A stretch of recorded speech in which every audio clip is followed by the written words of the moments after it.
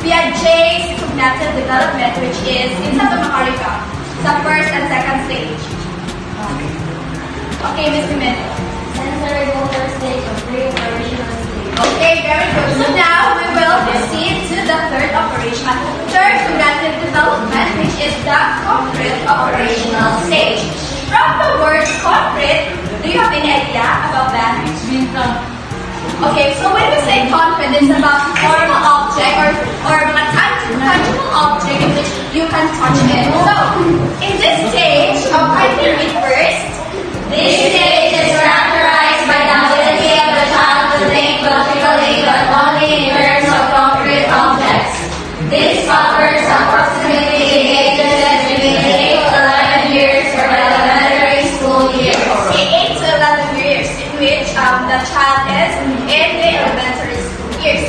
Okay, so in this stage, unlike from the first previous stages, which is the child is still, there is egocentrism in which they perceive the world only from their own point of view. Here is the egocentrism is starting to disappear. Meaning, less egocentric na ang bata. Opposite sa egocentrism is social-centric, in which they become better at thinking that other people have also different perspective aside from their own. Okay, so now in this stage, for information po, more on skill learning na gani ang bata, gusto na pa siya mo experiment sa mga concrete objects, iyahan na ipag-apply ang iyahang curiosity, yung ana. So, nagkasinap ito sa sensory concrete operational stage. Yes. So now let's dig deeper to its concepts. First is the decentering. From the word decentering, do you have any idea about that?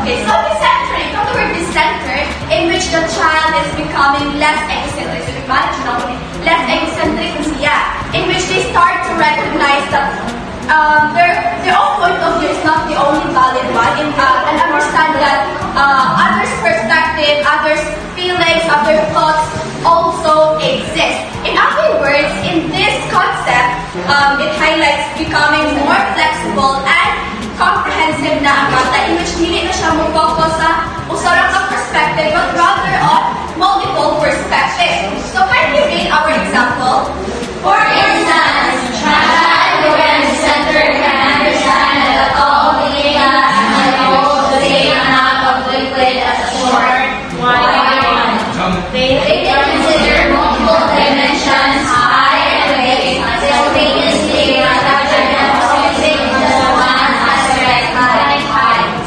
so okay, so doon kaya flexible naman nung nakuna ang bata. The rate, the child is, they cannot judge directly nga, tungkol kay masaas na siya, or masaas na siya magasto niya, mani mas mubog, hindi siya judge ng kanagaling mas daghan siyang amount, in which, ihanap i-consider ang weight, ang gilakon sa bat ng glasses, o ang at the same time, the volume, iyang sudanan. Diba? Kaya siya ubod taas niya, pero mas gamay niya sudanan. And then this one, although small siya, pero dako siya o sudanan. So, ang pag-judge na sa bata, even though they have the same height, he will consider also the weight code. Mayon na siya nga, the same amount of water, pwede siya makuha of another glass like this. And then, iyan i-transfer ang sulod sa volume. And then, makusunod na niya nga sa same amount na niyan. Sinabot na sa decentering, Yes. we will not focus on just one aspect or dimensions, but on different or multiple perspectives. Now, let's proceed to reversibility. Can you read? Reversibility, the child can now follow the certain operations and can reverse. This concept involves understanding that actions can be reversed and is a fundamental part of logical thinking. Okay. So, from the word reverse, in which mabalik-balik. So, doon kay the child starting to think logically naman, so hindi na siya malito, o hindi na siya malito o magkaroon ng breakdown sa iyang puto. In which, isa na balik-balik, wala mo siya kautan na sa 5 plus 3 equals 8, kung yung siya nga 8 minus 5, 8 minus 3 is 5. Oh, hindi ka na mo critical thinking, na siya. So, kuan, palinlitan mo, binuduan mo sa inyong binigyan na nag-usap pagpunta o gata. So, kanang, yung mamaro nga, before ka magpunta o gatas, you should put water first, yung sa gatas, di ba? So, dali more, sa cooking yung galiha, as I said earlier nga, more on experimentation na ang bata, more on kanang experience sa kanang concrete object or physical object na. So, yan po hatol is pwede niya done in reverse ang action, in which pwede niya una daan ng gatas o sa outward way. So, the same result like happen. Action can be done in reverse but having the same result. So, another example for you to understand is this one. So, for example, if a child is still a lump, we see lump is wala siya infinite shape, wala siya infinite form. And then shapes it into a ball. The child who understands reversibility knows that the ball play can be squashed back into a lump again. So, basically, kung napulma na siya bula, ang child today in concrete operational stage is kasabot siya, mabisa na pulma siya bula, mabalik ang gabot siya lump or wala yung infinite shape. Okay, so nakasilabot sa reversibility? Yes. Okay, now let's dig deeper to the third stage, third concept, which is conservation. From the word conserve, which means walay makuha, wala ko'y mapuno. So, your beauty mercy is conserving. Okay, so, can you read? This is the ability of a child to know the certain properties of objects like number, mass, volume, or area do not change even if there is change in appearance. Because of the development of the child's ability of centering and also reversibility, the concrete operational child can now judge correctly the amount of water in a taller but narrower glass is still the same as when the water was a shorter but wider glass. So, kani conservation na classes, muna siya anak ni decentering o ni reversibility, in which ang hanas na mga bata to think logically. So, bisan pag-uali, kanilaro mo ang bata dili, mas masabot na siya sa mga gamit. So, let's have better example sa bata. So, kami, ako ngayon dali sa centering. So, today, more on kanang makasabot na siya mga bata. Klaro mo kay hindi mo siya sa mas taller glass, pero makasabot siya na kanang the same na gapon ng amount, the same measure of tubig. So, ano po? To equal lines of checkers. O, pag ako tinutay mo siya ilaro na makainom siya mamastakan, manakita. Pero sa concrete operational stage na bata, makainom siya na mo siya ibukag gamay, kung ano mo space, but the same na gapon yung number of checkers. Therefore, even though hindi mo siya for pagkuhan, long plate shape ako sa, so makainom na gapon ang bata, it can still go, get back to from its previous or the original state o parehas na hindi ko nagkapit sa balik o makakalab ito na forma na siya shape. In this one po, yung ilaglaro ng bata na yung siya i-move ang one pencil para magayon siya maliit man sila the same height. Pero there is a child who knows conservation is iyahan na i-ilong balik niya, papunod na niya sa iyahang nakuna na isipin niya ako na kahit pero i-ilong ko lang yung gamay. So inaana ang conservation. Okay, so do you have any question about conservation? None. Very good. Okay, now let's proceed to the last one, which is segregation or also known as logical order. So a child who knows segregation is kabalo na siya mo order of things, mo sequence, mo arrange. Basahin na rin. Try na rin. This refers to the ability of a child to arrange things in a series based on one or multiple dimensions such as height, weight, volume, size, color, shape, or type. So I have another example of that. I have a nephew and he is now in grade 3. So kananatingalan may pagawas na mo ang among slippers and shoes kanina naka-arrange na siya from smallest slippers ganihan to nagkadapo. So inana ni Isa, nananap siya sa elementary years, inana siya sa concrete operational stage, makabalo ng bata sa pag-arrange, yan na ipag-form ang mga nasa iya ang tutok ba. Arrange ko ano. So example is kani, a child who has developed the skill of segregation can arrange sticks from shortest to longest. So diba? Diba yung i-arrange, pinagbigat sa pinagaw niyan, hantod sa pinakasaan. So muna siya ang segregation. Another example is kani from kanang pinakadaan ng voice hantod sa pinakabago. So, yan ang kamuto sa bata, more logical na siya. So, before I end my discussion about concrete operational stage, I have a note that there is a concrete operational stage. Even though the child is beginning to think logically, they still struggle about abstract ideas. Kabalo ko sa abstract ideas? Okay, so abstract ideas is currently, it is considered as complex or higher order of thinking. Na kanang palitan mo ang bata tayo, kita siya nga ang grade ko kay na kanang halos gani. So, kailangan siya mag-think ng mga abstract ideas kung saan napagpapag. There is a concrete operational stage, dili pa na-architecture ang bata kinana, even though we start to think logically. So, kada abstract ideas is mag-perform na sa bata and about sa formal operational stage or 12 years old na ang bata above. So, formal operational stage will be discussed with Miss Giliano. So, now we're already in the fourth stage, which is the formal operational stage. So, the previous recorders already discussed the first, the second, and the third stage. So now we're already out to the first stage, which is 12 to 15 years old. So, can you read the first bullet? In the final stage of formal operations covering ages between 12 and 15 years, thinking becomes more logical. They can now solve abstract problems and can hypothesize. So, who's familiar with the word hypothesize? Hypothesis. Kano sa mga na naka-regional research? Most usually nato from research subjects, right? So, abstract thought characterizes the stage. Children can think about abstract concepts. So, later on, we're going to have an example about, are you familiar with abstract reasoning? Abstract reasoning. I think, yes. Kaya medyo higher order na mo siya mga reasoning para yeah, so first na ito na-encounter ang abstract reasoning most usually from entrance examination. So later I will have an example. So here, from the sample number 1 and sample number 2, look at answer from the sample number 1. So di ba from formal operational stage, so makakuha na delta, maka-abstract reasoning na delta. So what do you think would be the answer for the sample number 1? You can answer. Sample number 1.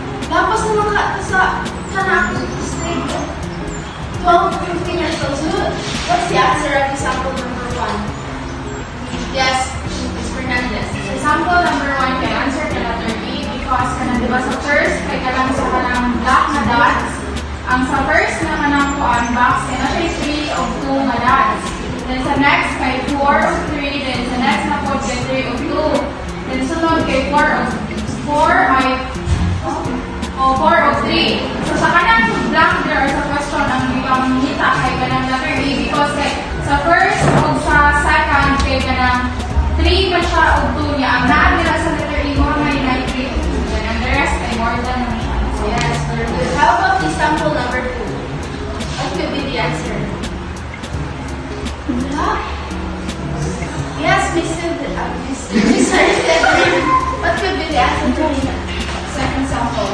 Second sample is the answer is letter C. Why? Explain it. Because if you look the darker color in the odd numbers and in even odd even color is sa odd is ang sa din nato ng center niya ang center is red and arrow ang arrow and sa kapon is one sa atong bulong is A, B, o C na lang ang magbilin. So, i-X na nato ang D of E. Dayon, ang color sa kanang medyo ang dark blue is nasa ubos and sunod na sa nasa babaw. Then, ibalik rin sa kilid at nasa ubos. So, ang one is, ang nasa kina-options is ang letter C na dark blue. So, ang answer is letter C. No, so the answer is letter C. So, let's try to follow sa aking mga dark na dots. Una na siya sa ubos. Pag second box na siya sa babaw. Follow rin sa kilid, plus naog siya. And then, so asa mo siya pagawang dire? Nga na siya dilapit. So, C and letter D lang nasa kilid. Now, let's try to follow sa kilid box sa center. Night color, wala. Night color, wala. So, sunod is dapat na ay color. Letter C. Okay, so can you read the first bullet, everyone? Once we became formally operational. So what does it mean? So we have the ability to think more rationally, logically. So mauna siya sa formal operational stage. So they can think about hypothetical situations that don't exist yet, wala pa mo exist, pwedeng hindi mo exist, or fantastical ra. So advanced cognitive abilities allow us to understand abstract concepts. So just like akong gansilang ganina, the abstract reasoning. No, maka-answer na tang mga inato nga problems. So our brain can now do hypothetical deductive reasoning. So now let's proceed with the characteristics of formal operational stage. Can you read the three? Hypothetical reasoning, analogical reasoning, and deductive reasoning. So para it will be easy for us to remember the characteristics of the formal operational stage, let's think of it as HUD.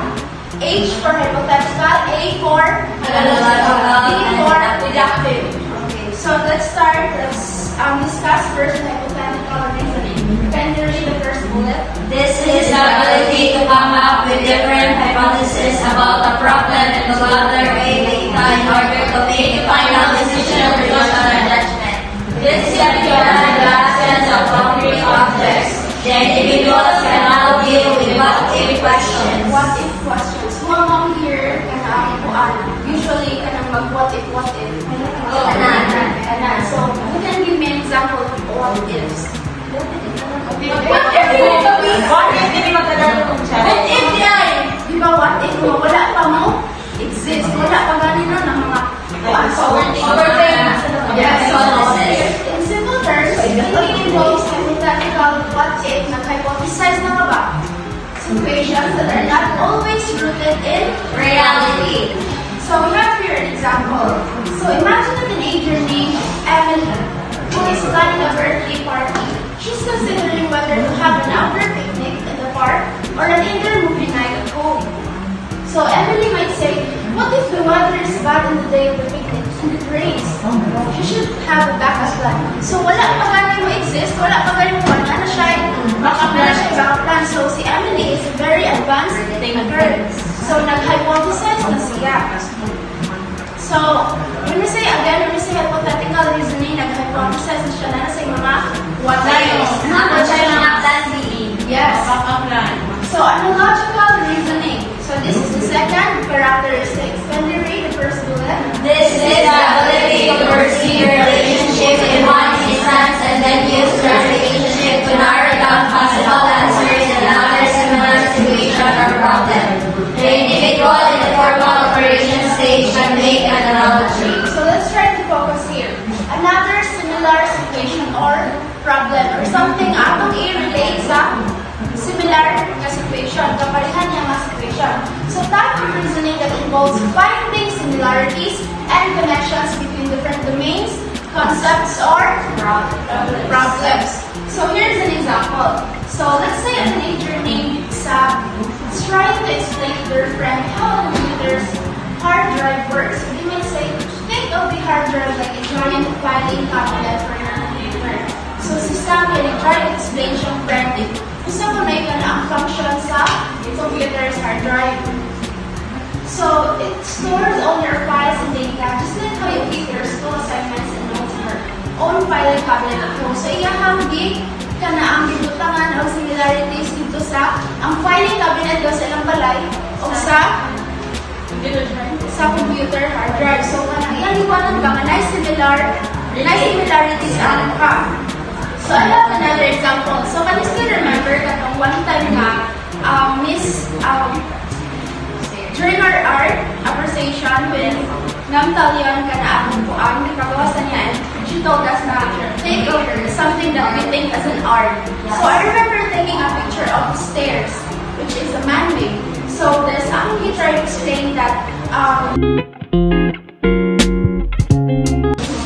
Okay, so good afternoon again, everyone. Let us proceed to the third reasoning. So it is the deductive reasoning. So this is the ability to think logically by applying a general rule to a particular instance or situation. So here we are going to use, it's all about our in this reasoning, it's all about using clues and facts to have a better conclusion to a problem. So example, all dogs have ears, and then golden retrievers are dogs, therefore they have ears. So it is kanang very sabotable no nga ang gingon man dili kay all dogs have ears, then ang golden retriever kay it is a type of a dog.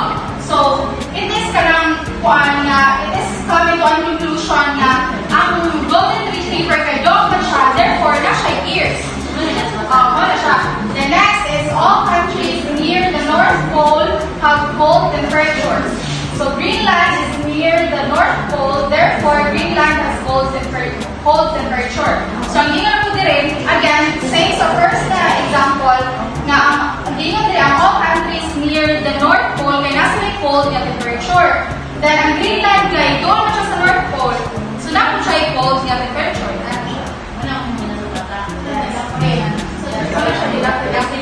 It's all about having a clues. Di ba natin kay clues na ang all dogs kaya na siya ears. Yan, tingnan na din nga, ang golden retrievers are dogs. So meaning, ang golden retriever, may pala, ang golden retriever is a dog. Di ba? It is a type of a dog. So therefore, ang golden retriever na siya ears. Yes. So next. So let's move on to Jay's findings and comprehensive theory. We can derive the following principles. So first principle we have, children will provide different explanations of reality at different stages of cognitive development. So we'll know, di ba, nga ang sa cognitive development, there are 4 stages. And of course, we also know nga from stage 1 to stage 4, there are different ways of how a children will explain or how they will sa ilang pagsabot ang certain sa nabutang or situation. So example, for kids or for babies kung magbuhat sila ba mag-shake gali o rattle, they will think na kani kay ang kalibutan or ituyong ni kay muyong sa kalibutan or ginana explanation, di ba? Binata. Unlike sa mga higher na o mga older na mga ages kay makaingon na sila makamit na conclusion na sila ang world ay everything kay mag-pulse na pa sila through gravity. So na siya higher nga kuan sa thinking level of thinking.